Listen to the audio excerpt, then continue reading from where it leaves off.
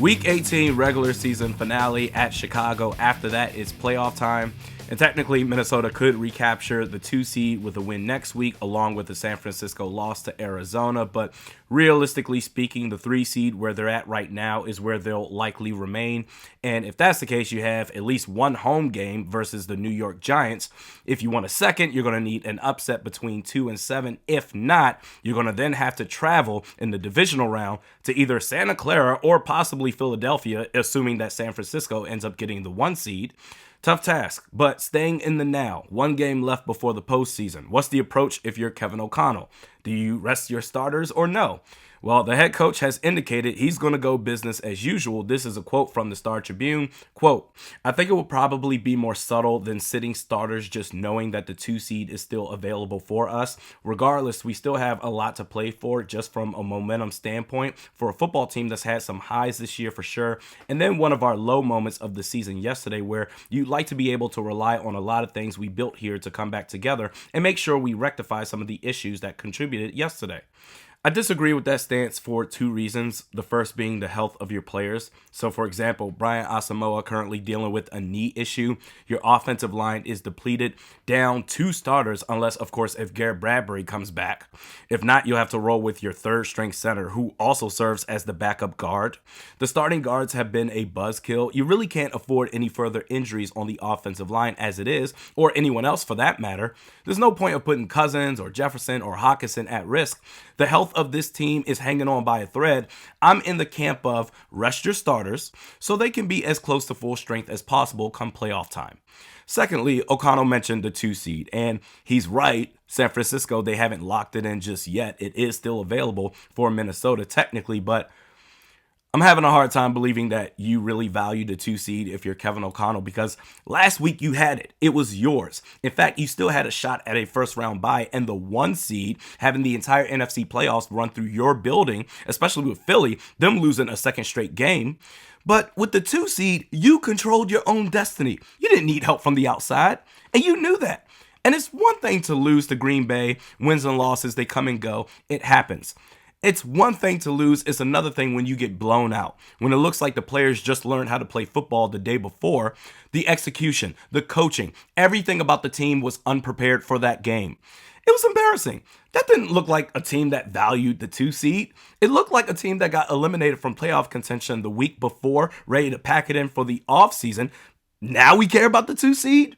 At this point, the health of your players has to be the priority. Even if you win at Chicago, you're still going to need some help.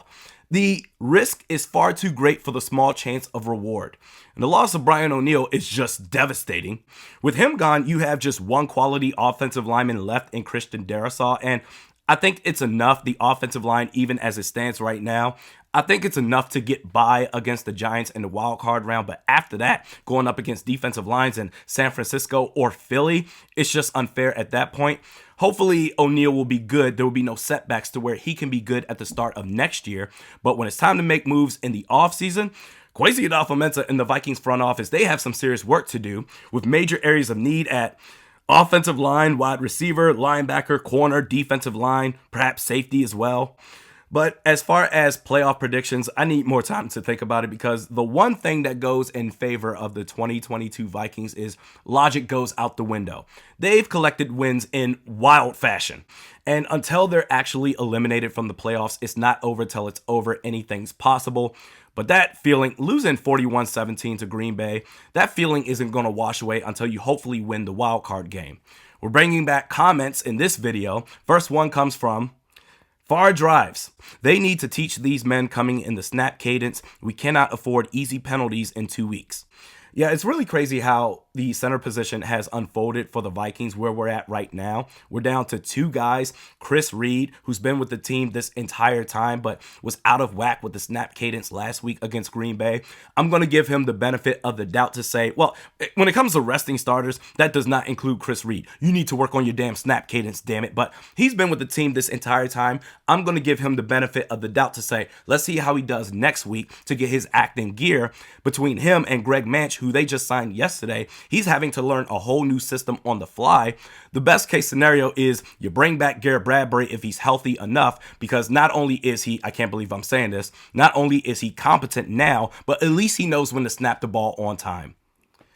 Next comment by Cool Kid PJ. It's over. Offensive line play is the most important part of this team. It's no coincidence that we're 12-4, the only year Kirk Cousins has had an at least average, let alone considered top 10 offensive line. If Bradbury and O'Neal can't come back in time by at least the divisional round, it's over. I disagree with that. I don't believe the Vikings ever had a top 10 offensive line this year. However, I do believe they were average to start the season, but as the weeks have gone by, they've gotten progressively worse.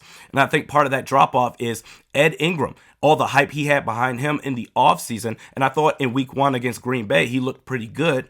He went from legit in week 1 to now we're in week 18? Legit to now Drew Samia territory. And also Ezra Cleveland. Ezra Cleveland, I don't know if people are talking about this enough, or maybe if they haven't recognized it. Ezra Cleveland has been bad this year. And I've always been against him going from tackle at Boise State to playing in the interior offensive line. It's just not working out. And Garrett Bradbury, if he can come back, that's certainly better than what you'll get from Chris Reed or Greg Manch. And of course, if Brian O'Neal comes back, that would be great as well. But he's on IR. I think his season is over. Last comment by Jackson Millicon. Vikes need to sign Bradbury to a long-term contract, and then his back will feel good to go. That's pretty funny, but in all seriousness, I'm not in the camp of re-signing Bradbury to a long-term deal just because he's in his 4th year out of NC State. The first 3 years were very bad. This year, when healthy, he's been kind of nice, but you didn't pick up his 5th-year option, which I agree with. The question then becomes, do you really trust this man to warrant a second contract where you're going to have to give him a nice chunk of change? Do you think he's going to be good enough for that? I don't believe he is. 3 out of 4 years is a large enough sample size. I would rather go with a rookie center on the ultimate team-friendly deal. We're back at it tomorrow. We'll see you then.